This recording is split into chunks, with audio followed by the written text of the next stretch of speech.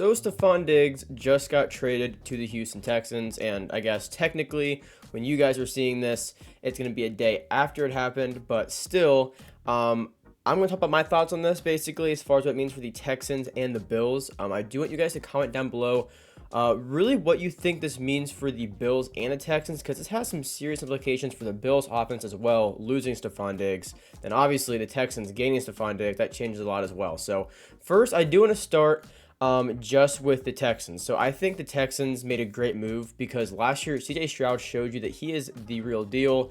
He made a playoff run after having 3 wins the season prior. I mean, it wasn't anything crazy. You come back last year, totally different team. I think Stroud's definitely going to solidify himself as a top 5 quarterback this year. I think he did last year, in my opinion. But I think this year, I think it will be pretty well known. I think he's going to continue at the pace he was at last year, and Stefon Diggs is actually going to help that. Now, the Texans have had a pretty good offseason even prior to this move.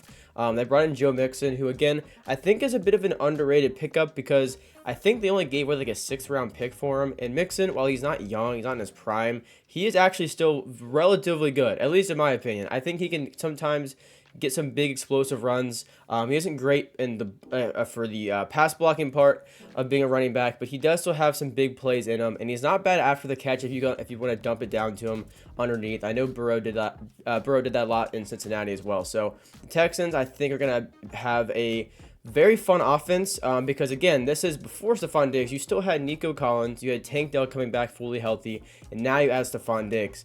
And what's interesting to me is because Nico Collins, he's a very, I think, explosive player. I think last year he did amazing. Him and Stroud had a great connection. And same with Tank Dell, who unfortunately didn't finish the year fully healthy.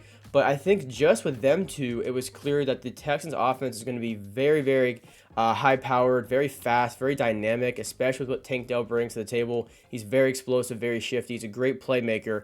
And then you add Diggs, and so now it kind of changes the dynamic of the offense because you have more of like a wide receiver one now. In my opinion, Nico Collins was as well. I think he's a great player. But Diggs, obviously, is one of the more, I guess, well-known wide receiver ones in the past, if you want to say 10 years, 5 years. I mean, he had great years in Minnesota, great years in Buffalo, and I think he still has good football left in him as well. But now you have a player like him, then you have a guy that's capable of very big plays with Nico Collins, and then a guy like Tank Dell who can put basically anywhere and he can make things happen after the catch. It's going to be very interesting because Stroud is going to be able to go through all of his progressions, and he's going to have a very good receiver at each one. And again, a lot of times it doesn't happen. Teams will have a great receiver, great 2, not normally 3 great wide receivers, especially 2 that are both relatively young with Nico Collins and Tank Dell. I guess not relatively young. They're actually pretty young.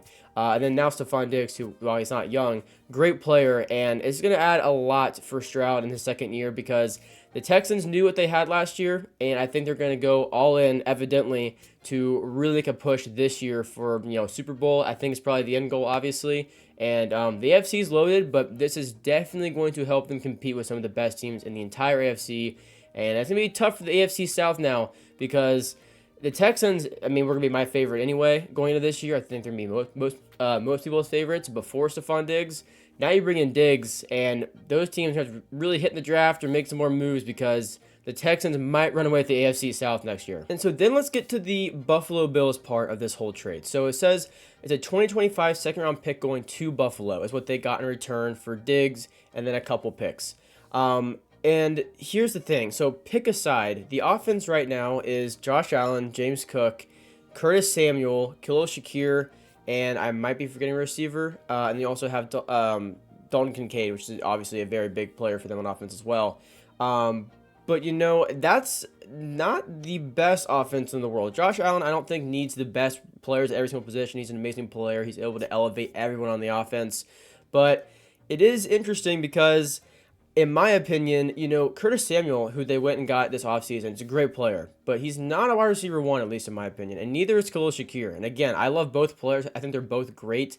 But I don't see either one of them really filling the role that Diggs had in Buffalo. So it's going to be very interesting. Obviously, there's still the draft. Maybe the Bills move up, take a receiver. Maybe they take one wherever they're at anyway. I don't know. But it's going to be very difficult for them now in a division with Aaron Rodgers back and healthy. You have the Dolphins, who should still be very competitive, and the Patriots, who are going to be probably at the bottom of that division. But they took the Bills going on quite a win streak in the second half of the season to really make a push for the playoffs and get in. So now not having Gabe Davis and Stefon Diggs, it's a brand new wide receiver group basically, and not a lot of veteran presence as well. So I don't know. I don't love this for Buffalo. I think the 2025 second round pick is very, very nice. But again, and back to the Texans here, they managed to keep their picks for 2024. That's for 2025. The Texans still have whoever they wanted on their board right now, they can still go out and get because they didn't use any picks from this year. I think it's a very underrated part of this deal that the Texans made sure to go for next year's picks and not this year's. They protected those. So I don't know. It's a well thought out trade for Houston. And I think the Bills, honestly, you get rid of his contract at least, and I guess you're just going to try and retool. I think it's a bit of an odd year to do it, but it has to happen at some point, so I guess you might as well do it right now. But again, if you're a Texans or Bills fan, let me know down below what you guys think of this as far as your team goes. And if you're not a fan of their team, just let me know what you think of the trade because it's obviously one of the bigger trades of this offseason. I think it has some serious implications for Houston. And also, obviously, everything I've said, this video is just off the top of my head. Again, this just happened, so, we don't have a whole offseason to think about it, whatever. I'll obviously be doing videos throughout the offseason when obviously referring back to this. For ranking players and teams and talking about their record going into next year. But early on, since we are still, early April and the season starts till September, first thoughts, I like this a lot for Houston. I really, really do. I think it's a great move. I think Stroud's only going to get better, and giving him a receiver like Stefon Diggs is only going to help that. So, yeah. Crazy move there. If you guys did enjoy today's video, though, be sure to subscribe to my channel for more videos like this. I basically cover all kinds of NFL news like this. We also rank players and we rank teams. We do draft content. We did a mock draft. If you guys didn't see it, go check that out. I also do Madden videos, but it's been a minute. I'm not going to lie. I'll be back to that very shortly, though. I know a new Pro Madden just came out, so I'll be back to Madden here in a minute. But yeah, it's always football content on the channel one way or another. So if you guys enjoyed that, be sure to subscribe to my channel. I would really appreciate it. But yeah, I'll see you guys in the next one. Peace out.